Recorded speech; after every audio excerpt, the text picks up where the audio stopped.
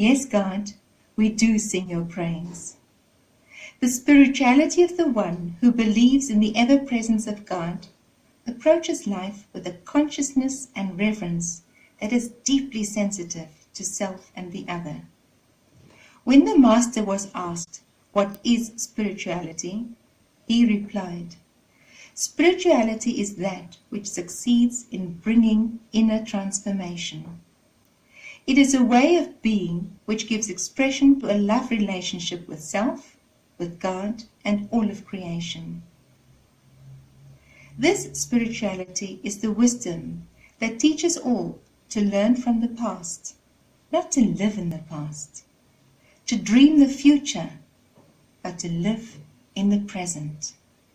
Spirituality draws us into this moment, and because this moment is the only moment we have. This communitarian spirituality, that is, the spirituality of communion, is anything but weak and sentimental. It is happy with the moments of consolation when we feel God's presence and we feel His peace and joy, when God's presence is so tangible.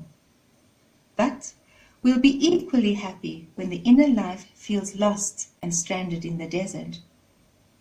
When I truly believe in the presence of God, no matter what, then nothing can take away my peace.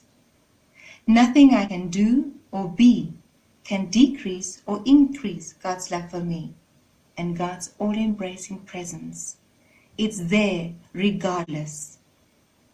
God's presence and love is there in a complete 24 hours in the day and 365 days a year, from the beginning of time right through into eternity. It cannot not be there.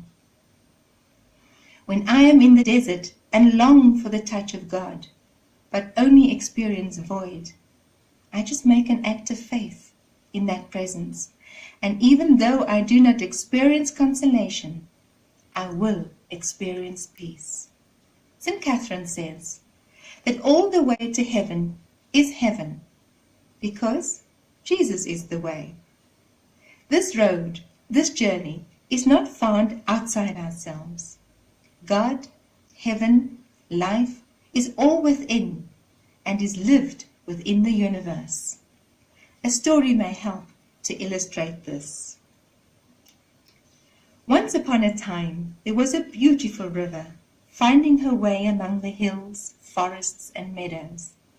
She began by being a joyful stream of water, a spring always dancing and singing as she ran down from the top of the mountain. She was very young at that time, and she came to the lowland and slowed down. She was thinking about going to the ocean. As she grew up, she learned to look beautiful, winding gracefully among the hills and meadows. One day, she noticed the clouds within herself, clouds of all sorts of colors and forms. She did nothing during these days but chase after clouds. She wanted to possess a cloud, to have one for herself. But clouds float and travel in the sky, and they are always changing their form. Sometimes they look like an overcoat, sometimes like a horse. Because of the nature of impermanence within the clouds, the river suffered very much. Her pleasure, her joy had become just chasing after clouds, one after another. But despair, anger, and hatred became her life. Then one day, a strong wind came and blew away all the clouds in the sky. The sky became completely empty. Our river thought that life was not worth living, for there were no longer any clouds to chase after. She wanted to die. If there are no clouds, why should I be alive? But how can a river take her own life? That night, the river had the opportunity to go back to herself for the first time. She had been running for so long after something outside of herself that she had never seen herself. That night was the first opportunity for her to hear her own crying, the sounds of water crashing against the banks of the river. Because she was able to listen to her own voice, she discovered something quite important. She realized that what she had been looking for was already in herself. She found out that clouds are nothing but water. Clouds are born from water and will return to water. And she found out that she herself is also water. The next morning, when the sun was in the sky, she discovered something beautiful. She saw the blue sky for the first time. She had never noticed it before. She had only been interested in clouds, and she had missed seeing the sky, which is the home of all the clouds. Clouds are impermanent, but the sky is stable. She realized that the immense sky had been within her heart since the very beginning. This great insight brought her peace and happiness. As she saw the vast, wonderful blue sky, she knew her peace and stability would never be lost again. That afternoon the clouds returned, but this time she did not want to possess any of them. She could see the beauty of each cloud, and she was able to welcome all of them. When a cloud came by, she would greet him or her with loving kindness.